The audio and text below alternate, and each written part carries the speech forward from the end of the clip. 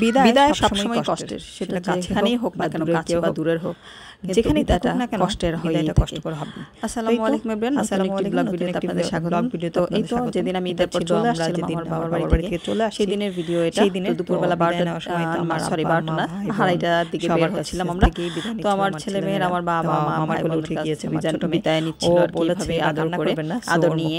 আর এদিকে আমার ছোট মেয়ে ওর মামার কোলে উঠে গিয়েছে, ও বলেছে এবার কান্না করবে না, তাই ওর পারছে না। আর আমি ক্যামেরাতে দেখাচ্ছিলাম আমরা সবাই, বাট ওর বুকের ভিতরটা কিন্তু আমার মনে হয় ফেটে যাচ্ছিল। আর এদিকে আমি 4-5টা শুরু করে দেখছিলাম যেতে পারবো, আবার কবে যাই নিজের জন্মস্থানে। তারপর আর কি এদিকে আমাদের তো এই তো আমার বোনের হলো, আমার ছেলে, ওরা ওকে আদর করছিল, চিপস কিনে দিয়েছে, মানে যেটা নিষেধ করবে সেটাই করবে। আর এই তো আমার ছোট মেয়ের কিন্তু মন মাইন্ড অলরেডি খারাপ হয়ে গিয়েছে। তো দেখতেই পাচ্ছেন সবাই, মানে বিদায়ের সময়টা আমার মনে হয় সব সময়ই কান্নার হয়। এই যে আমার মেয়ে কিন্তু কান্না শুরু করে দিয়েছে, ও কিন্তু পারেনি ওকে কন্ট্রোল করে রাখতে, বড়টা অলরেডি কান্না করছে।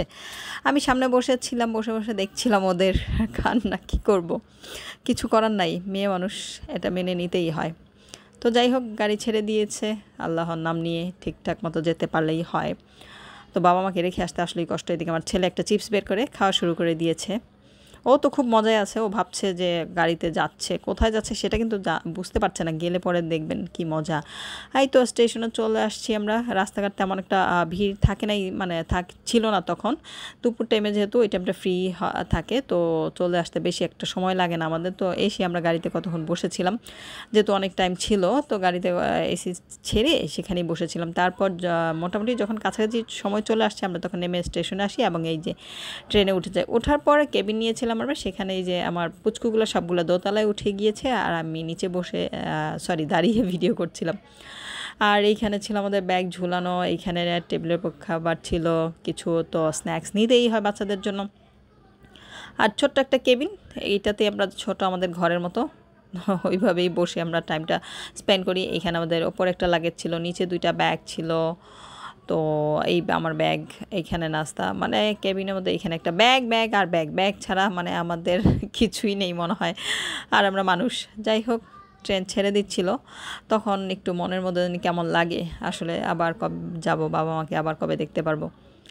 আসলে বললাম দূরত্বটা খুবই কষ্টের, নিজের লোকদের রেখে থাকা, বাট তারপর আমরা মানুষ, থাকতে হয় প্রয়োজনে, মেয়েদের থাকতে হয়, তাদের ভাগ্যে লেখা থাকলে এত দূরে থাকতে হয়। তো আমার ছেলে মেয়ে সবাই, ওদের আবার একটা সমস্যা হলো, ওরা যখন গাড়িতে থাকবে তখন ওদের ক্ষুধা লাগে ঘন ঘন, একটার পর একটা খেতেই থাকবে। আমিও বসে বসে বাদাম খাচ্ছিলাম।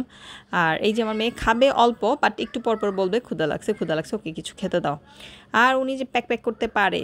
তা যাই হোক, আমার ছেলে নুডলস খাচ্ছিল, আমার হাজব্যান্ড খাইয়ে দিচ্ছিল, আমিও খেয়েছিলাম। ওগুলো আমার বোন রান্না করে দিয়েছে, জানি যে লং টাইম যেহেতু রাস্তা, তো কিছু না কিছু খাবেই। সো বাবার বাড়ি থেকে আসার সময় বোন রান্না করে দেয়, আর নর্মালি যাওয়ার সময় তো আমিই করে নিয়ে যাই।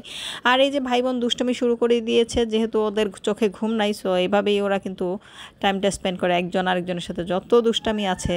তো মোটামুটি আমাদের সময়টা শেষ হয়ে গিয়েছে, অবশেষে আমরা নামার জন্য প্রস্তুতি নিচ্ছিলাম। তো আমি নামার আগেই আমার বাচ্চা কাচ্চা রেডি হয়ে বাইরে বের হয়ে গিয়েছিল আর কি।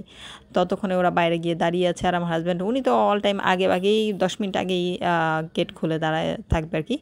তো মানে বের হওয়ার জন্য একদম রেডি। তো স্টেশনে ট্রেন থেমে গিয়েছে, তত লোকজন সব নেমে গিয়েছে, আমরাও নেমে গিয়ে হাঁটা শুরু করেছি, সবাই যে যার গন্তব্যে যাচ্ছিল আর কি। এইটাই তো আসল কথা, যে যার গন্তব্যে চলে যাবে। স্টেশন পর্যন্ত সবাই একসাথে গেলেও তারপর এক একজনের যাত্রা হয়তো এক এক দিকে। তো আমরা একটা কুলি মামা নিয়ে নেই, সেখানে ওনার সাথে করে সিএনজি পর্যন্ত যাই, যেখানে সিএনজিগুলো দাঁড়ায়। তো সিএনজির এইখানে এসে দেখি আমাদের যে সিএনজি মামা আছে উনি কিন্তু অলরেডি এসে দাঁড়িয়ে আছে। আর আমার মেয়ের কিন্তু অলরেডি মন খারাপ শুরু হয়ে গিয়েছে, বাসার কাছাকাছি আসলে বা ট্রেন থেকে নামার সময় হলেই আমার মেয়ের তখন মন খারাপ মানে শুরু হয়ে যায়, কান্নাকাটি শুরু হয়ে যায়, যে আবার কবে যাব, বা ওর খালামণিদের কথা মনে করে, এই আর কি। তো যাই হোক, আমাদের যেহেতু রাত্রে বাসায় আসতে হয়, রাত 10টা বাজে, তো তখন তো আর বাসায় এসে রান্না করার মতো কেউ নাই, মানে আমি রান্না করতে পারবো না, বা কেউ রান্না করে রাখার মতো ছিল না। সো ভাবলাম যে খেয়ে আসি, বাইরে থেকে বাসায় আসলে আবার খাবার নিয়ে আসলে সেটা একটা ঝামেলা। সো সবাই মিলে বুদ্ধি করে আর কি, আমি বুদ্ধি করে বাচ্চাদেরকে নিয়ে সবাইকে নিয়ে রেস্টুরেন্টে ঢুকে পড়ি। যেহেতু আমার হাজব্যান্ড খুব একটা রেস্টুরেন্টে নিয়ে যেতে চায় না, উনি বাসায় এনে খাওয়াবে বাট রেস্টুরেন্টে যাবে না এরকম আর কি। তো আমার ছেলে কিন্তু বিরক্ত না, দুষ্টামি করা শুরু করে দিয়েছে। আর খাবার যেহেতু অর্ডার দেওয়ার পর একটু ওয়েট করতে হয়, তো আমরা বসেই ছিলাম, কিন্তু আমার হাজব্যান্ড কিন্তু খুবই বিরক্ত হচ্ছিল। আর আমার ছেলে শুধু টেবিলের নিচে গিয়ে ওর বোনদের সাথেও দুষ্টামি করছিল, পায়ের মধ্যে খোঁচাচ্ছিল, আমার সাথেও দুষ্টামি করছিল। তো আমি বসে বসে কিন্তু এগুলোই করছিলাম, কিন্তু আমার হাজব্যান্ডের মুড দেখলে অলরেডি মন টাইম নেই ভরে যায়, কিন্তু ওনারটা নাই দেখায়। তারপর খাবার আসার পর যে যার মতো খাবার খাচ্ছিল। তো আমরা ফ্রাইড রাইস নিয়েছিলাম, বিফ মশালা মেবি নিয়েছিলাম, একটু হট স্যুপও খেয়েছিলাম, ভালোই লেগেছে খাবারগুলো।